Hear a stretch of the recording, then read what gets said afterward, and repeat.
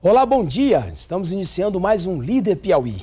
Em qualquer segmento, encontramos pessoas que se sobressaem pela sua perseverança e dedicação, tanto ao estudo quanto ao trabalho, mesmo com vários obstáculos, e isso faz com que alcancem o sucesso, superando a si mesmo.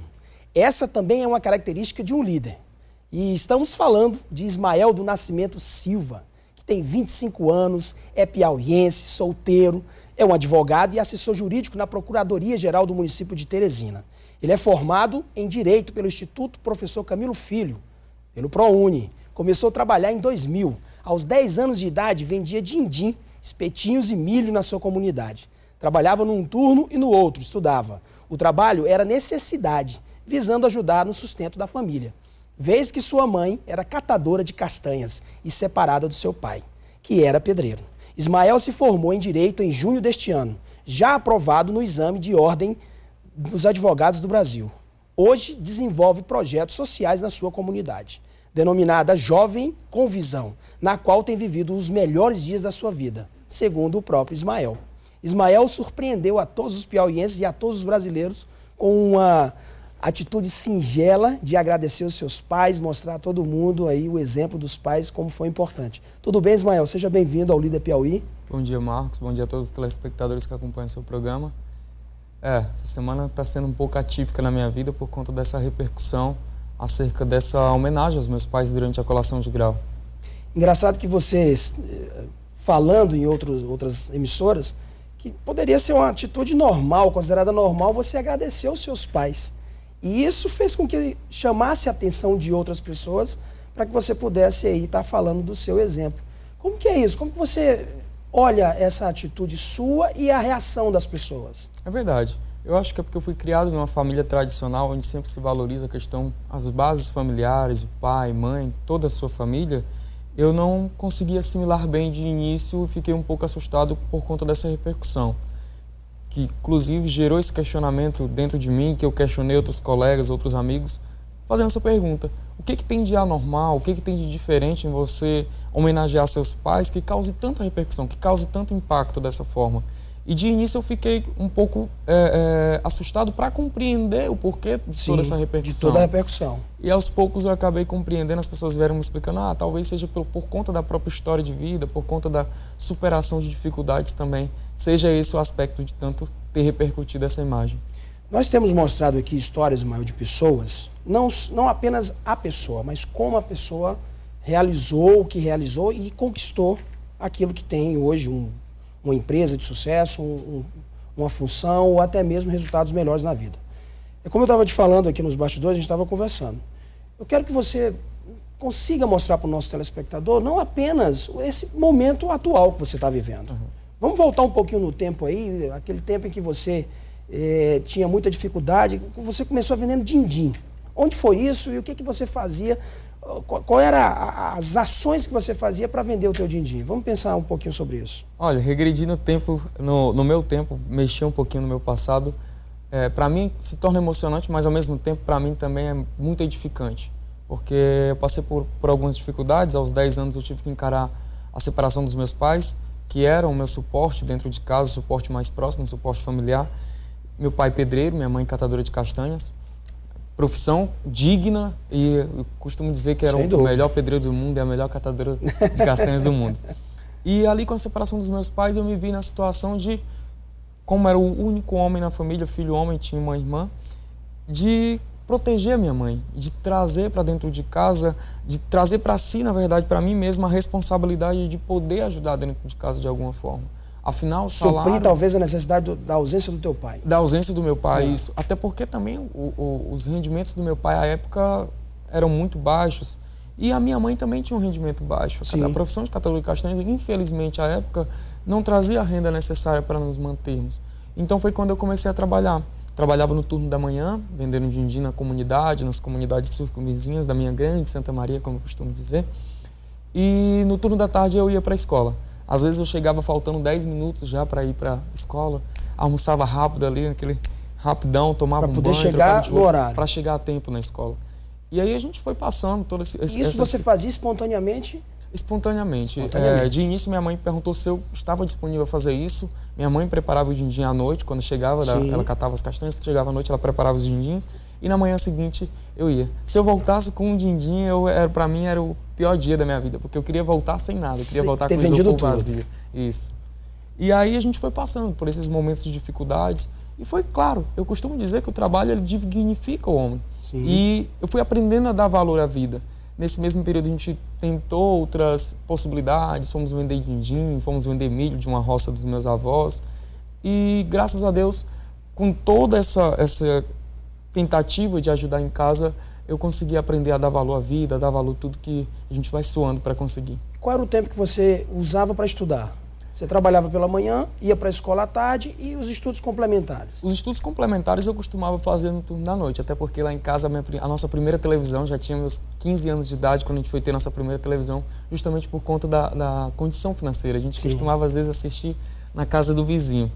E aí eu aproveitava o turno da noite, na escola eu estudava no turno da tarde, quando chegava à noite aproveitava para estudar, para rever algum material, para rever algum ponto de sala de aula.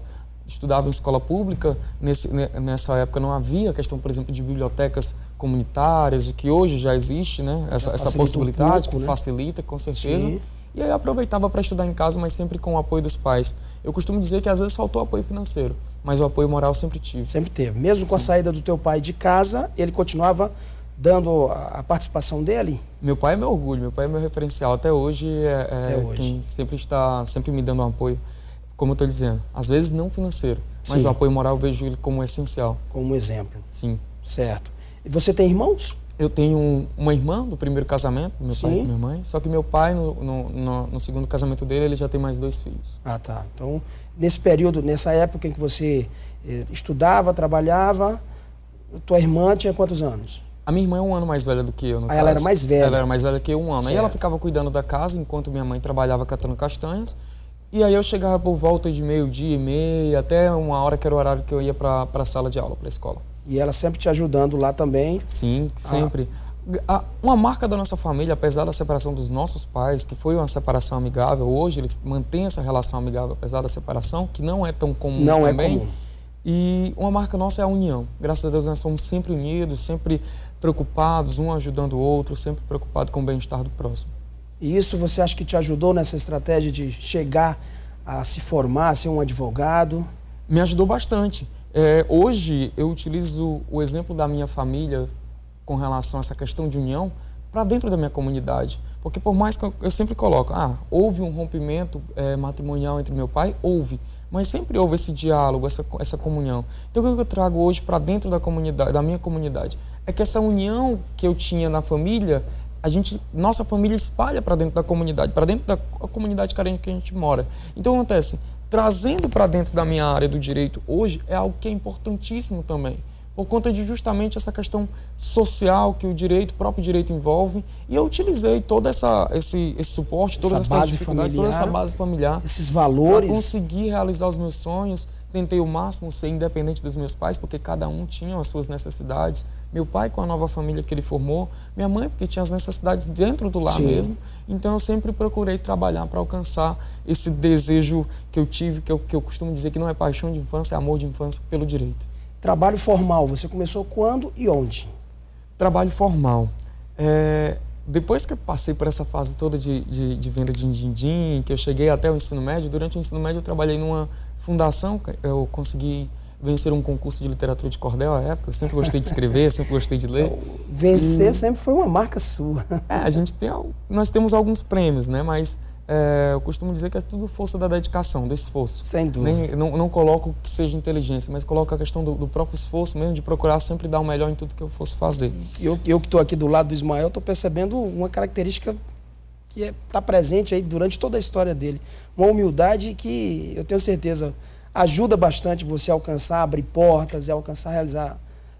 Eu acho que manter os pés no chão é algo que é essencial na sua vida para você alcançar mesmo o que você com essa deseja. fama toda, que você mantenha esse foco, com esses pés no chão que você está falando, vai te levar muito longe, eu tenho certeza. Eu agradeço. E aí o primeiro trabalho formal foi nessa fundação. Logo após, eu continuei fui para um esporte, pratiquei um esporte, fui atleta durante 6 anos. E Qual aí, esporte? Badminton. Badminton. E aí eu acabei sendo contratado num clube para ser instrutor de badminton, aí eu dividia. Eu ia pela manhã para a faculdade, passava a manhã na biblioteca da faculdade, no turno da tarde assistia a aula, terminava a aula e ia trabalhar. Ia dar aulas de badminton para a criançada. Chegava em casa por volta das 23h30, entre 23 e 23h30 da noite. Uma rotina um pouco puxada, mas que com certeza foi gratificante para mim, porque eu acho que eu me tornei o homem que sou hoje graças a todo esse esforço, a toda essa dedicação. Perfeito. Ismael, nós vamos para um breve intervalo comercial e eu vou voltar. Quando eu voltar, eu quero saber das tuas atitudes, dos teus comportamentos lá na faculdade. Se você já era um líder, se você envolvia outras pessoas nos seus projetos, tá certo? Certo. Mas é daqui a pouco. Nós vamos para um breve intervalo comercial, daqui a pouco a gente está de volta aqui no Líder Piauí. Olá, eu estou aqui na Bahia, ao lado de uma líder, aqui, Patrícia Pinheiro, que trabalha numa indústria aqui na Bahia.